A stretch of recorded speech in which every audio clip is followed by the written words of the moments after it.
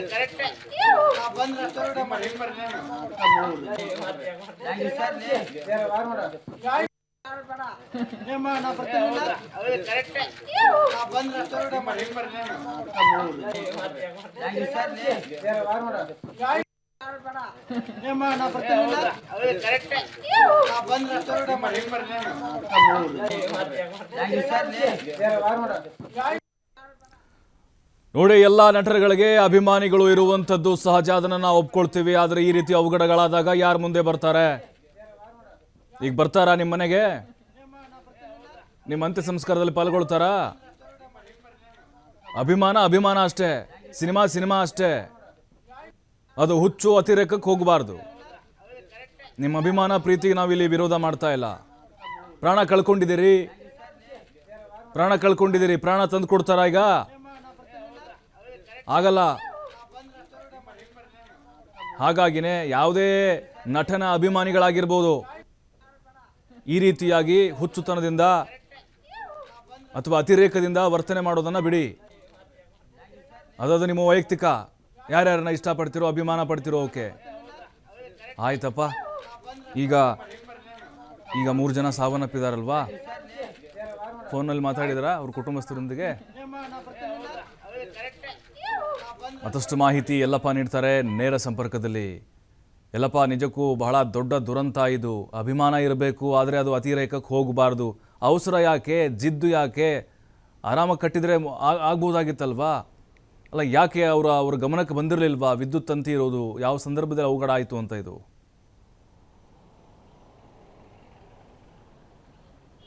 ಪ್ರಭು, ಏನು ಸ್ಟಾರ್ ನಟ ಇವತ್ತು ಯಶ್ನ ಒಂದು ಹುಟ್ಟುಹಬ್ಬ.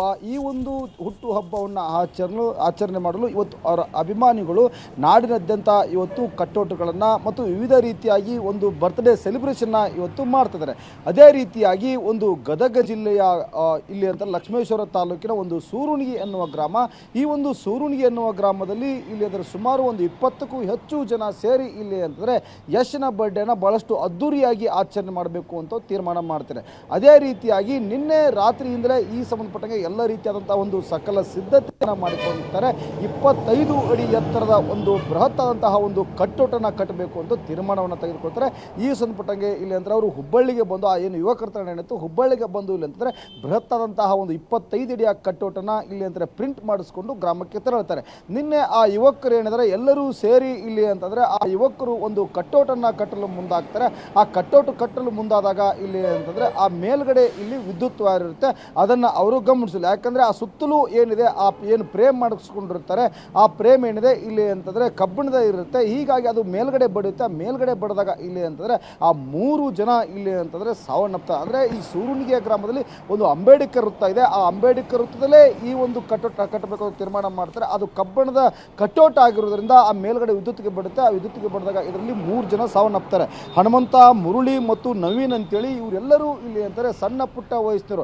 ಅಂದರೆ 20, 22, 23, 24 ಒಂದು ವಯಸ್ಸಿನ ಎಲ್ಲರೂ ಸಹ ಇಲ್ಲಿ ಅಂದರೆ 25 ವಯಸ್ಸಿನ ಒಳಗಿನ ಯುವಕರು. ಇನ್ನೂ ಸಹ ಇಲ್ಲಿ ಅಂದರೆ ಈಗ ತಾನೇ ಕೆಲವೊಂದಿಷ್ಟು PUC ಮುಗಿಸಿದ್ರೆ, ಕೆಲವೊಂದಿಷ್ಟು ಜನ ಇಲ್ಲಿ ಅಂದರೆ ಡಿಗ್ರಿನ ಮುಗಿಸಿ ಇನ್ನೇನು ತಮ್ಮ ಇಲ್ಲಿ ಅಂದರೆ ಜೀವನೋಪಾಯಕ್ಕೆ ಬೇರೆ ಬೇರೆ ರೀತಿಯಾದಂತಹ ಒಂದು ಉದ್ಯೋಗವನ್ನು ಮಾಡಬೇಕು, ಬೇರೆ ಬೇರೆ ರೀತಿಯಾಗಿ ಕೆಲಸಕ್ಕೆ ಹೋಗಬೇಕು ಅಂತೇಳಿ ಎಲ್ಲರೂ ಸಹ ಇವರೇನಿದ್ದಾರೆ 3 ಜನ ಸಾವನ್ನಪ್ಪಿದರೆ 3 ಜನ ಇಲ್ಲಿ ಅಂದರೆ ಕೀಳು ಬಡತನದ ಕುಟುಂಬರು. ಇಲ್ಲಿ ಯಶ್ ಅಭಿಮಾನಿಗಳ ಮೇಲೆ ಇಲ್ಲಿ ಅಂತಾರೆ ಯಶ್ ಮೇಲೆ ಒಂದು ಪ್ರೀತಿ ಇರುತ್ತೆ.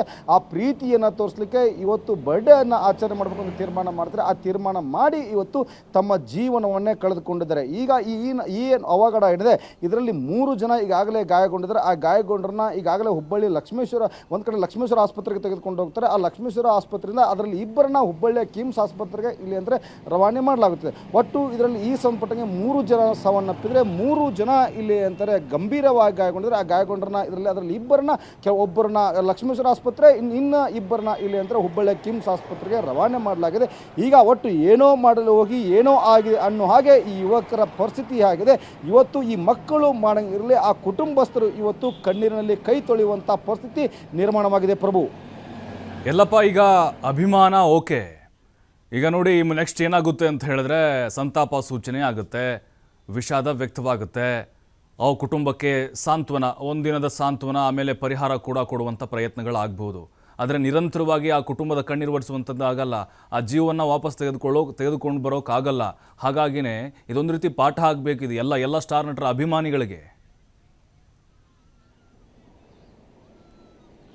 ನಿಜ ಪ್ರಭು, ಯಾಕಂದರೆ ಇಲ್ಲಿ ಅಂದರೆ ಪ್ರತಿಯೊಬ್ಬರ ಸೆಲೆಬ್ರಿಟಿಗಳ ಬರ್ಡೇ ದಿನ ಇವತ್ತು ಬೃಹತ್ತಾದಂತಹ ಒಂದು ಕಟ್ಟೋಟ್ ಹಾಕೋದು ರೂಢಿ. ಆದರೆ ಇವತ್ತು ಕಟ್ಟೋಟ್ ಹಾಕಿ ಅವಘಡಕ್ಕೆ ಬಲಿಯಾಗಿದ್ದರೆ ಈ ಮೂವರು ಯುವಕರ ಬಲಿ ಏನಿದೆ ಇವತ್ತು ಬಹಳಷ್ಟು ಅಭಿಮಾನಿಗಳಿಗೆ ಒಂದು ಪಾಠ ಆಗಬೇಕಾಗಿದೆ. ಯಾಕಂದರೆ ನಾವು ಉತ್ತರ ಕರ್ನಾಟಕದ ಭಾಷೆಯಲ್ಲಿ ಒಂದು ಗಾದೆ ಮಾತಿದೆ, ಎದೆಯುದ್ದ ಬೆಳೆದ ಮಕ್ಕಳು ಇವತ್ತು ಉಪಯೋಗಕ್ಕೆ ಇಲ್ಲ ಅನ್ನೋದೇನೊಂದು ಗಾದೆ ಮಾತಿದೆ.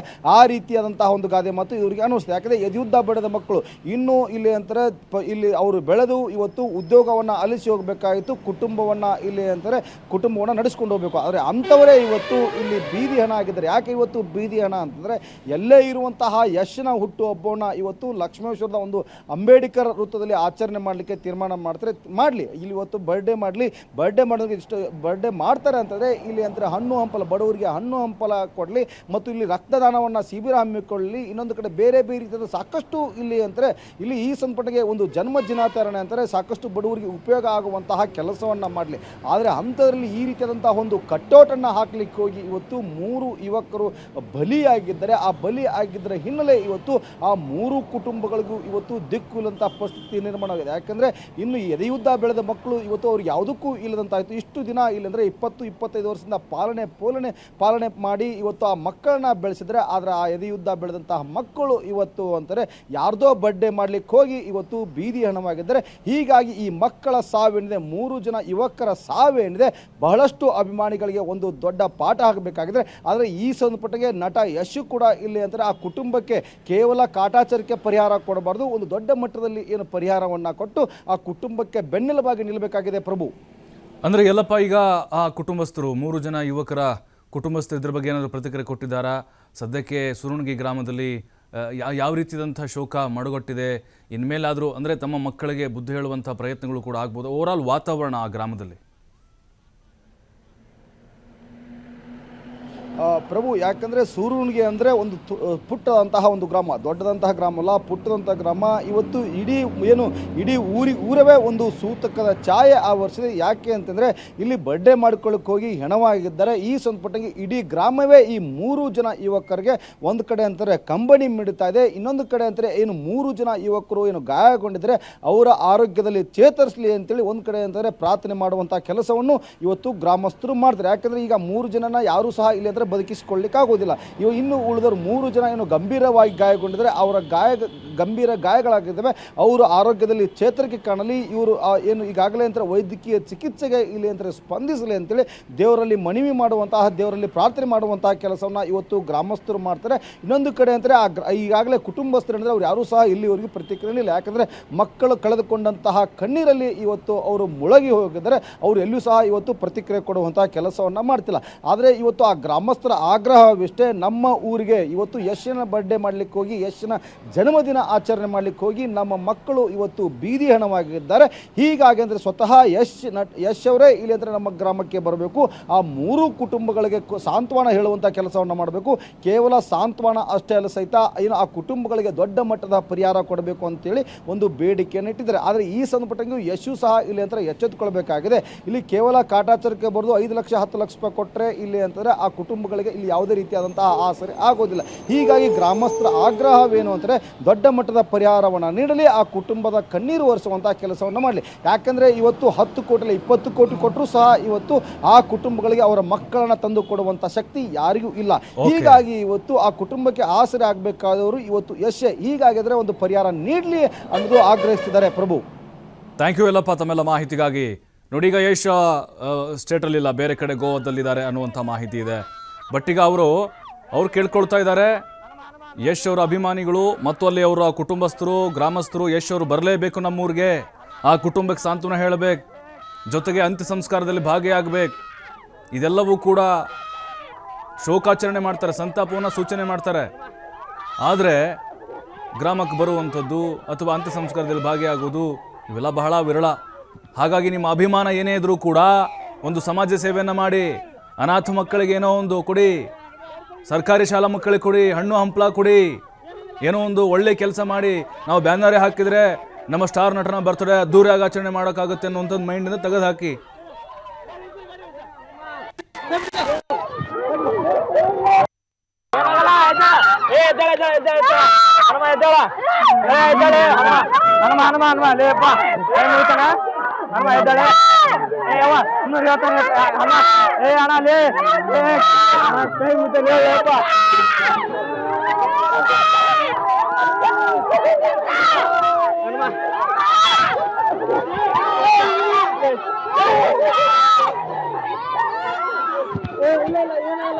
ಇಲ್ಲ